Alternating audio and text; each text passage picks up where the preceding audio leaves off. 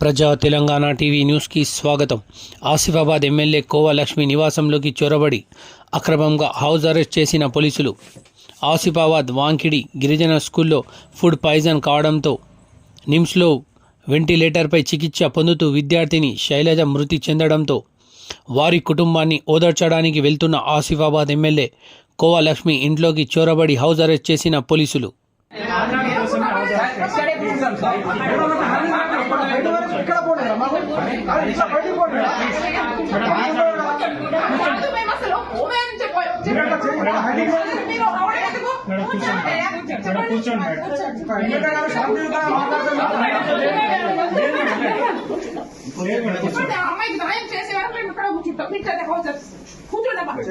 కాదు సార్, ఇప్పుడు మీరైతే రాజీయలేదు కదా, ఆమెకు న్యాయం చేస్తారు. మీరు రాసిస్తారా? ఇవ్వండి, మీరే ఇవ్వండి.